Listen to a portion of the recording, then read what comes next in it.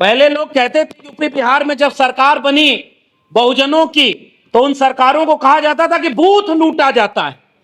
आज आपके सामने आपका बूथ लूटा जा रहा है, आपका वोट लूटा जा रहा है, और फिर भी यह कहा जा रहा है कि जनता हमें चुन रही है।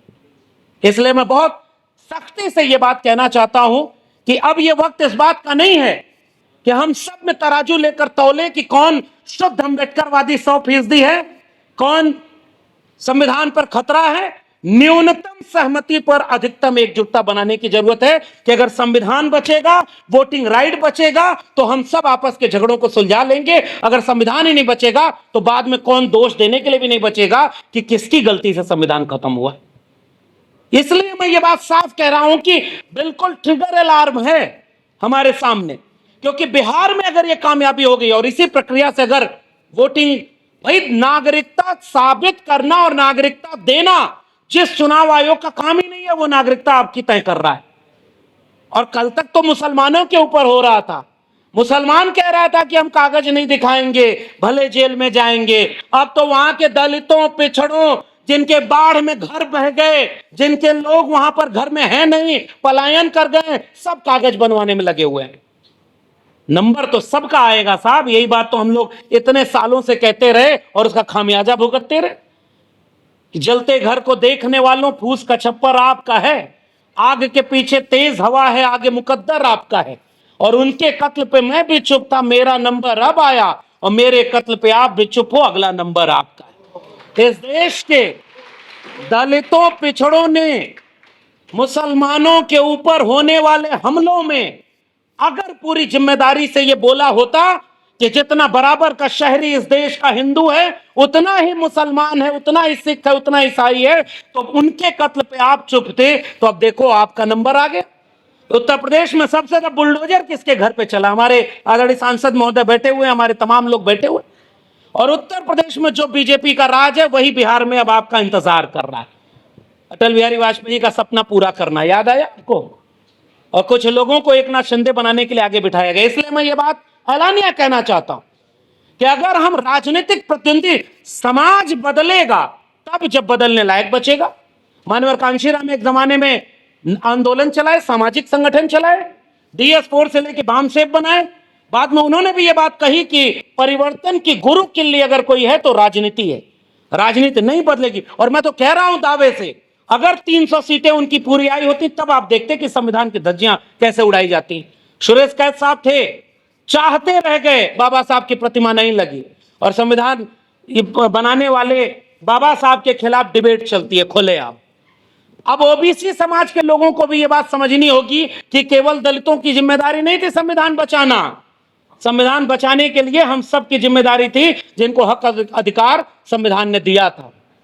कथावाचक चले गए यादव, 2 यादव और एक कठेरिया समाज के। तो बहुत सारे लोगों को यह भ्रम था कि हम तो हिंदू हैं। उन्होंने भ्रम तोड़ा और सीधे वीडियो बना करके कहा कि हमारे बिरादरी के गांव में तुम कथा कैसे कह सकते हो। इससे भी अगर आंख न खुले, और याद रखना, जिसका मुंडन किया गया, जिसकी चोटी कटवाई गई, वो तो अच्छे वाले हिंदू थे ना, वो तो उन्हीं की परिभाषा में थे। उन्हीं के ऊपर FIR दर्ज हो गई है और उन्हीं को पुलिस खोज रही है कि जेल में बंद कर। अब तय करो कि उनकी परिभाषा में आप हो कि नहीं हो, क्योंकि उनकी परिभाषा नागपुर से तय होती है, और नागपुर की परिभाषा में संविधान सबसे बड़ी बाधा है। और उनके छोट भैया जो कथावाचक घूमते रहते हैं, अजीब अजीब कहानी सुनाते हैं, और टेलीविजन चैनल वाले बुला करके पाखंड फैला रहे। और उसको एक नेता ने, उत्तर प्रदेश के नेता ने कहा, कृष्ण का नाम बता दो, वो आए बाएं करने लगा और कथा कृष्ण की सुनाता। उसके बाद उसने क्या बोला? ये सारे कथावाचक कहते हैं कि हिंदू राष्ट्र बनना चाहिए। बताइए, संविधान के मुताबिक ये मांग है क्या? क्या संविधान के रहते हिंदू राष्ट्र बन सकता है? और हिंदू राष्ट्र मांग है किसकी? किसका रिश्ता है नागपुर और बीजेपी के मुख्यालय से? इसका मतलब तुम धर्म का काम नहीं कर रहे, तुम पॉलिटिकल पार्टी के एजेंट हो, तुम धर्म के लिबास में उनके लिए राजनीतिक एजेंडा चला रहे हो और उनके लिए वोट मांगने का जुगाड़ कर रहे हो। यह बात तो हमें खुल के कहनी होगी। संविधान को इस तरह से खतरा है। और आखिर में जो हमारे सामने सबसे मुश्किल चुनौती, मैं तो विश्वविद्यालय में नहीं हूं, और आज उस विश्वविद्यालय में नहीं हूं, इस बात का सुकून है कि इतने पढ़े लिखे होने के बाद एक प्रिंसिपल दिल्ली यूनिवर्सिटी की कहती है कि इस जगह अगर एसी काम नहीं करिए तो गोबर लीप दो, ये ठंडा रहेगा कमरा। सुकून है कि मैं उस विश्वविद्यालय में फिलहाल नहीं।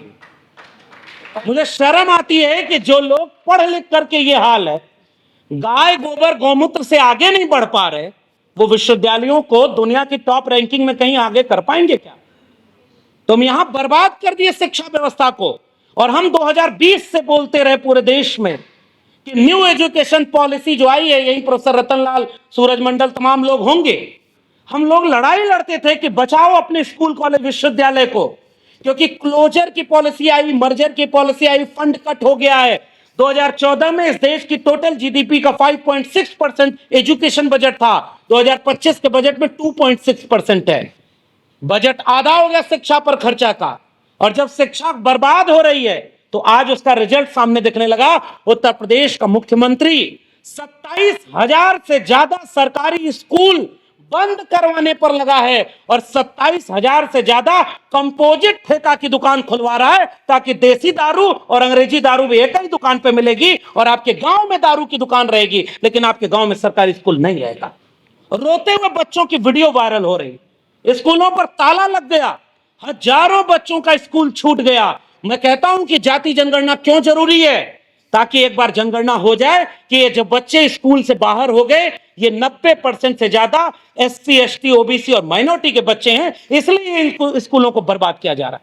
ताकि शिक्षा अगर बर्बाद हो जाएगी, दिल्ली विश्वविद्यालय पर करोड़ों रुपया लोन है हेफा का, higher education financial academy. UGC अब लोन नहीं दे रही है, यूजीसी अब फंड नहीं दे रही है, अब आपको लोन दिया जाएगा। जेएनयू बर्बाद, डीयू बर्बाद, अशोका यूनिवर्सिटी चलेगी, गलगोटिया चलेगी, लवली प्रोफेशनल यूनिवर्सिटी चलेगी, और आपके बच्चों को कहा जाएगा कि जिस रास्ते कांवड़ यात्रा जाएगी उस यात्रा कोड लगाना चाहिए, क्यूआर कोड लगा होना चाहिए, ताकि पहचान हो कि हमारा धर्म भ्रष्ट ना हो जाए। उनका एक भी बेटा बेटी न इन स्कूलों में पढ़ता है और न वो यात्रा में जाता है, उन सब का बेटा बेटी विदेश की यूनिवर्सिटी में पढ़ाई करता है। और अगर गृह मंत्री है तो उसका बेटा बिना बैट बल्ला पकड़े भी बीसीसीआई का चेयरमैन रहेगा, करोड़ों रुपए कमाएगा और एक बार भी कांवड़ लेके नहीं जाता, और वो फूल बरसाता है कि आपके बच्चे वहां जाएं। इसलिए हम ये बात कहना चाहते हैं, कि शिक्षा बचाना, संविधान बचाना, अगर ये दो चीज बच गई तो बाकी बहुत कुछ बचाने के लायक बच जाएंगे। और इसलिए ये जो पोस्टर लगाया आपने, मैं तो हिम्मत की दाद देता हूं। आप दिल्ली में हैं तो यूपी के मुख्यमंत्री की फोटो लगा करके पोस्टर लगा दिए, यूपी में लगा कर दिखाइए, अगले दिन बुलडोजर यहां खड़ा न दिख जाए तो कहिएगा। उत्तर प्रदेश में सबसे ज्यादा जेलों में बंद दलित, पिछड़े, आदिवासी लोग हैं। आदिवासी तो वहां कम है, फिर भी आप जाकर देखिए उत्तर प्रदेश में आप एक आंदोलन नहीं कर सकते, आपके ऊपर इतने मुकदमे हो जाएंगे कि आप जेल में जाने के लिए बचते फिरेंगे। फेक एनकाउंटर होगा, जितना बर्बाद आपको राज हो सकता है उसका नमूना वहां उत्तर प्रदेश में है। और गुजरात के रास्ते जो दिल्ली पहुंचा था, अब उत्तर प्रदेश के रास्ते भी एक व्यक्ति दिल्ली पहुंचने की कोशिश कर रहा है। और इसलिए हमारी लड़ाई इस बात की नहीं है कि हमारा संगठन बच जाए या हमारी नौकरी बच जाए। हम तो इसलिए आपके बीच में आकर के असल में हम क्या कर रहे हैं, हम कन्विंस कर रहे हैं, लेकिन एक गुजारिश करना चाहते हैं कि अगर इस लड़ाई में हम जीत नहीं पाए, आप जाति जनगणना का ऐलान कर दिया और हर व्यक्ति ने हिंदू राष्ट्र बनाने की बात करते हो, बताओ वहां पे जो नोटिस लगी है उसमें जितने लोगों को तुमने जज और उसमें नॉमिनेट किया उत्तर प्रदेश सरकार में, उसमें एक भी व्यक्ति दलित, पिछड़ा, आदिवासी नहीं है। 90% आबादी के लोग वहां प्रोफेसर, वाइस चांसलर नहीं। उत्तर प्रदेश सरकार का वेबसाइट आज भी गूगल करिएगा जाके, जितने स्टेट यूनिवर्सिटी हैं उत्तर प्रदेश में सबका वाइस चांसलर चेक करिए कौन है। उत्तर प्रदेश में पिछली सरकार थी तो उसको बदनाम कर दिया कि 86 में 46 एसडीएम यादव बन गए, आज तक उसका आंकड़ा नहीं है। जैसे किसी भी सिलेबस कितना भी चेंज किया जाए, याद रखना एनसीईआरटी के सिलेबस से मुगलों को हटाया जाएगा, अकबर बुरा था कि औरंगजेब बुरा था, इस पर डिबेट कराई जाएगी। हम भी चाहते हैं कि एक चैप्टर ये भी लगाओ कि पानी पीने से किसने रोका था जाति देख करके, और कौन कह रहा था कि कौन पैर से पैदा हुआ है और उसको शिक्षा का अधिकार नहीं। इसको भी तो पढ़ाना पड़ेगा इस देश में कि पानी पीने के लिए लड़ना पड़ा, और यह बात कहना पड़ेगा कि आज भी जाति जनगणना का विरोध कौन कर रहा है, जो हिंदू राष्ट्र का समर्थन करता है। जो हिंदू राष्ट्र का समर्थन करता है उसके महबूब नेता कौन है, 56 इंच वाले।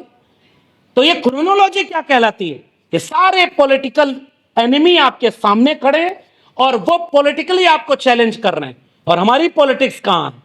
हमारी पॉलिटिक्स यहां है कि हमारी कुर्सी बची रहे या हमारा तमाम चीजें। मैं आज भी कह रहा हूं, सबसे बड़ी लड़ाई इस बात की है, हाकिमे वक्त क्यों किसी बात पर अब ठौर करे, उसकी मर्जी है जिसे चाहे उसे गौर करे।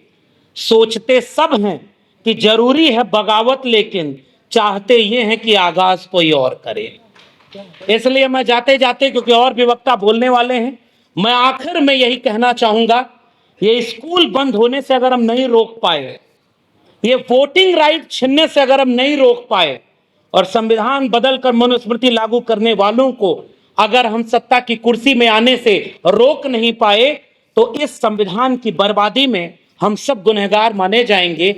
और कभी कोई फूले अंबेडकर पैदा हो गया, कोई लोहिया, कोई बीपी मंडल, कोई मंडल कमीशन की लड़ाई लड़ने वाला, कोई कमंडल के खिलाफ मंडल रथ लेकर निकलने वाला, इस देश में जाने कितने लोग आ गए।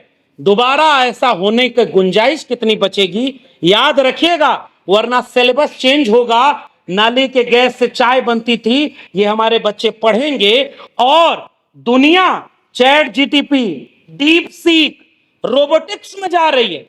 टेस्ला बिना ड्राइवर के गाड़ी चला रहा है और हमारे यहाँ टेलीविजन पर बैठकर एक आदमी मंत्र से नारियल उड़ा रहा है।